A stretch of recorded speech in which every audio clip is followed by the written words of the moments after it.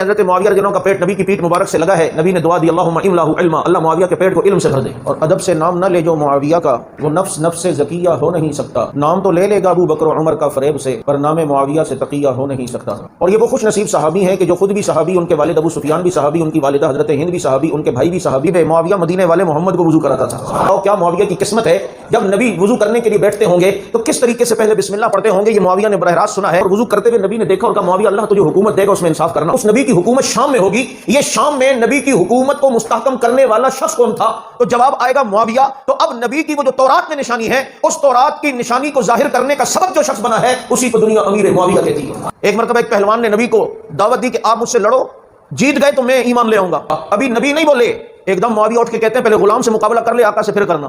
جب معاویہ نے یہ بات کی کہ جناب پہلے مجھ سے لڑ، تو نبی کو اتنا اچھا لگا، فرمایا لن یغلب احدا، اے معاویہ کوئی شخص بھی تجھے کبھی مغلوب نہیں کر سکے گا. اگر معاویہ رضی اللہ عنہ کی زندگی کو پڑھو تو کوئی بھی معاویہ کو مغلوب نہیں کر سکا. بلوچوں اگر آج مسلمان ہو اور کلمہ پڑھتے ہو تو یہ صدقہ معاویہ کا ہے کہ اگر کسی جگہ بادل چل رہا ہوتا اور کسان دیکھتا بادل کو کہتا برس جا، مجھے زمین پہ پانی کی ضرورت ہے، اور وہ بادل آگے چلا جاتا تو کسان کہتا بادل کو کہنا برسنا، جہاں بھی برسے گا حکومت تو وہاں بھی معاویہ کی ہوگی. نبی کے ساتھ سفر فرما رہے حضرت معاویہ رضی اللہ عنہ کا پیٹ نبی کی پیٹ مبارک سے لگا ہے. نبی نے دعا دی اللہم املہ علما، اللہ معاویہ کے پیٹ کو علم سے بھر دے. اور پھر اللہ نے ایسا علم دیا کہ یہودی نے حضرت معاویہ رضی اللہ عنہ سے کہا کہ میں نے لوگوں سے سوال پوچھا، مجھے کسی نے جواب نہیں دیا، تو بتا میں ایمان لے آؤں گا. کہا پوچھ. اس نے کہا وہ کون سی چار چیزیں کوئی ماں کسی پیٹ سے پیدا نہیں ہوئی ہیں لیکن چلی بھی ہیں، سانس بھی لی ہے. حضرت معاویہ رضی اللہ عنہ نے فرمایا پہلے تو آدم علیہ السلام کسی پیٹ سے پیدا نہیں ہوئے. اس نے کہا دوسرا.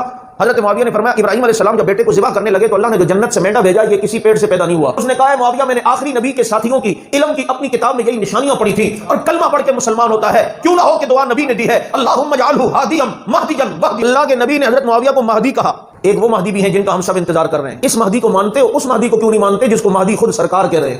وہ کہتے ہیں جنہوں نے حضرت ابوبکر کی بیعت نہیں کی، ان سے لڑائیاں کی، ان سے جنگیں کی، مرتد جہنمی. یہ وہ جو حضرت عمر بن خطاب سے لڑے وہ بھی مرتد، جو حضرت عثمان بن عفان سے لڑے وہ بھی مرتد، جو مولا علی سے لڑے وہ رضی اللہ. بات ہی نہیں سمجھ رہے یار.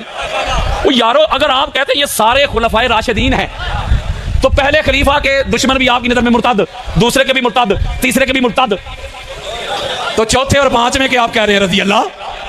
یہ مطلب ہے نا تھے آل محمد آ گئے تو مولوی دا اصول بدل گیا، قانون بدل گئے، آئین بدل گئے، دستور بدل گئے، پتہ چلے گل وچ ہو رہے پیڑاں ہور تے پھکیاں ہور. اگر یہی لوگ جو آل محمد سے لڑتے رہے، جنگیں کرتے رہے، اگر یہی لوگ تینوں خلفاء سے جنگیں کرتے تو کوئی ایک مولوی بھی ان کا ڈیفینڈر نظر نہ آتا. آخری سے ابھی وہ کہتے ہیں میں نے اپنی زندگی میں دو ہی ہستیاں ایسی تھیں جو ممبر پہ یہ اعلان کیا کرتی تھی سلونی اما شیخ، آؤ جو کچھ پوچھنا چاہتے ہو پوچھ لو ہم سے. وہ کہتے ایک ہستی محمد مصطفیٰ، دوسری ہستی علی المرتضیٰ. ذرا سنیں حضرت ابو طفیل کیا کہہ رہے تھے. بلا حضرت ابو طفیل کہتے ہیں کہ مولا علی علیہ السلام ممبر کے اوپر جلوہ فروز ہے، سارے صحابہ ہم سامنے نیچے بیٹھے ہوئے. مولا علی علیہ السلام نے خطبہ دیا. مولا نے فرمایا سلونی عن کتاب اللہ فإنہ لیس من آیات الا وقد عرفت باللیل نازلت ام بنہار فی سہل ام فی جبل. گل مک گئی. میرے مولا فرماتے ہیں لوگو اللہ کی اس کتاب قرآن سے جو کچھ پوچھنا چاہتے ہو پوچھ لو علی سے. قرآن کی ایک آیت بھی ایسی نہیں جس کا علی کو علم نہ ہو.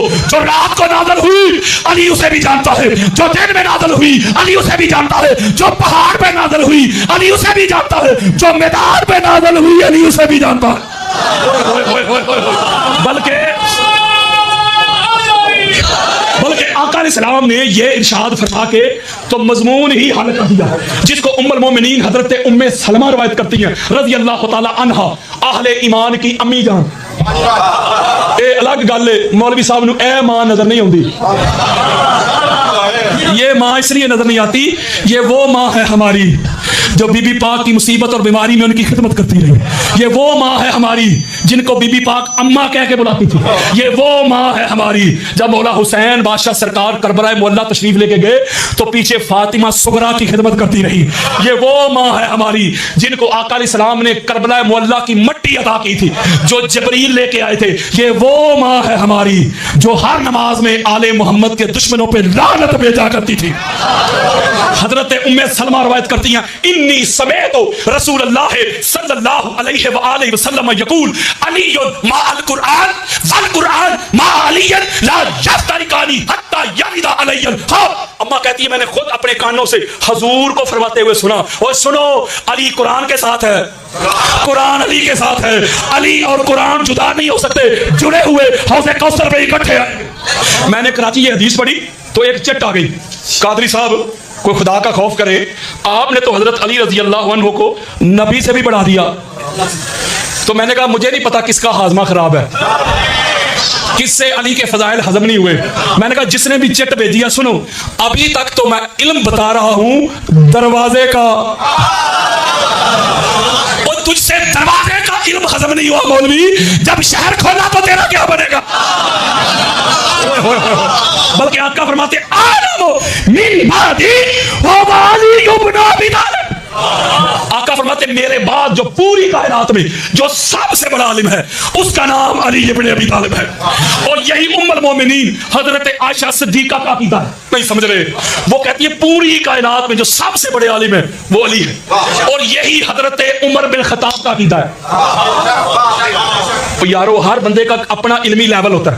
حضرت عمر بن خطاب کا دور خلافت, آواز کھولی, ان کا دور خلافت تھا, تو جب وہ فیصلے کرتے ہر بندے کا اپنا ایک علمی لیول ہوتا ہے, اس کو گستاخی نہ سمجھے. اور یار میرا اپنا علمی لیول ہے, قبلہ کا اپنا علمی لیول ہے, شاہ صاحب کا اپنا ہے. اپنے علمی لیول کے مطابق حضرت عمر فیصلے ٹھیک کرتے تھے, لیکن وہ شریعت کے مطابق نہیں ہوتے تھے. جب وہ فیصلہ کر لیتے حضرت عمر, امام احمد بن حنبل اس کو مسند میں لے کے آئے, فضائل صحابہ میں لے کے آئے, کچی باتیں نہیں کر رہا یار. جب وہ فیصلہ کر لیتے تو دل میں سوچتے یار فیصلہ تو میں نے کر لیا لیکن لگتا ہے شریعت کے مطابق نہیں ہوا. بولو یار, تو پھر کیا کہتے تھے؟ اب میں ایک ہاتھ جوڑ کے, گستاخی نہ, ایک ہاتھ جوڑ کے پوچھتا ہوں, اب قرآن کیوں کافی نہ رہا؟ خاصا بھی گلے ہم آگے, اب کتاب کیوں کافی نہ رہی؟ وہ کہتے تھے علی کو بلا کے لاؤ, عالم الناس کو بلا کے لاؤ, سب سے بڑے قاضی کو بلا کے لاؤ. اور میں سیاستہ دے رہا ہوں تو کسے کھلا رہا ہوں میں آپ کو؟ جب مولا علی علیہ السلام تشریف لاتے تو جب حضرت عمر کے کیے ہوئے فیصلے کو تبدیل کرتے, درست کرتے, تو حضرت عمر غصہ تو نہیں کرتے تھے کہ بادشاہ میں میرا ہی فیصلہ بدل دیتا ہے. جب مولا علی علیہ السلام ان کے فیصلے کو درست کرتے تو ایک جملہ کہتے تھے حضرت عمر, اوے حضرت عمر کو ماننے والوں, ان کو مانتے ان کی کیوں نہیں مانتے؟ کالا عمر لولا علی لہلک عمر. کہتے علی اے ابو طالب کے بیٹے, اگر میری رہنمائی کے لیے آپ نہ ہوتے تو خطاب کا بیٹا عمر ہلاک ہو جاتا. بلکہ جو امام احمد بن حنبل لفظ لے کے آئے, وہ کہتے کان یتعوذ باللہ مادرتن لیس لہا ابو حسن. حضرت عمر کہتے مولا میں تیری پناہ مانگتا ہوں اپنے ہر اس فیصلے میں جس فیصلے میں ابو طالب کا بیٹا علی نہ ہو. نہیں سمجھ رہے یار, اور دور صدیقی ہو, دور فاروقی ہو, دور عثمانی ہو, جب بھی کوئی پھنسا ہے نا تو نکلنے کے لیے اسے ایک ہی گھر نظر آیا ہے, اور وہ گھر علی ابن ابی طالب کا گھر ہے. اور یارو اس گھر کا جو علمی لیول ہے, اس گھر کے بچے اور بچیاں وہ عالمہ غیر معلمہ ہیں. نہیں سمجھ رہے, تو جبریل تو اس گھر کے بچوں سے بھی آ کے ٹیوشن دیتا ہے. اس لیے حضور نے فرمایا کہ قرآن اہل بیت کے ساتھ, اہل بیت یار, قرآن کو اہل بیت کے علاوہ کوئی سمجھ نہیں سکتا, کوئی جان ہی نہیں سکتا. اس لیے حضور نے دونوں کو جوڑا. ایک اور میں کوالٹی بتاتا ہوں دونوں کی. جب آپ قرآن پڑھتے, قرآن جب پڑھتے آپ, قرآن پاک ہوتا ہے جی, تو جب بند کر کے رکھ دیتے پھر بھی پاک, یعنی قرآن کھلا ہو پھر بھی پاک, بند ہو. شاہ جی آپ کی نظر آئے جملہ, قرآن کھلا ہو پھر بھی پاک, بند ہو. قرآن شیعہ نے اٹھایا ہو پاک, سنی نے, دیوبند, اہل حدیث, عیسائی, سکھ, ہندو, یعنی قرآن جس نے بھی اٹھایا قرآن پاک. قرآن مسجد میں ہو, امام بارگاہ میں, چرچ میں, گردوارہ, گھر, یعنی قرآن ہے پرماننٹ پاک. بولو حضرات, پوری کائنات میں یہ چیلنج ہے پوری کائنات میں قرآن ہے پرماننٹ پاک, دائمی پاک,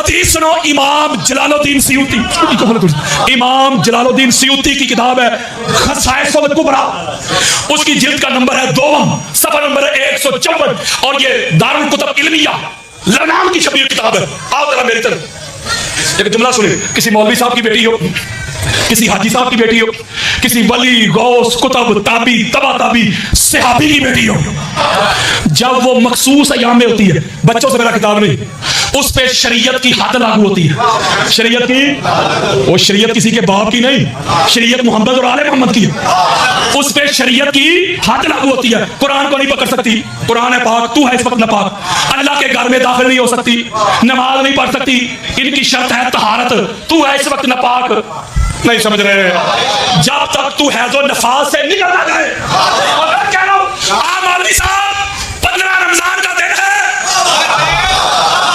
پاک سیدہ مصلی نماز پہ تشریف فرما ہے، مولا حسن بادشاہ سرکار کے ظہور کا وقت آیا، مولوی جی نہ نماز چھوٹی ہے نہ روزہ چھوٹا ہے، لا تفوتها صلاۃ وکذالک سمیت الزہراء، اور جس کی زندگی کی کوئی ایک نماز قضا نہ ہو اس کو بطول زہرا کہتے ہیں۔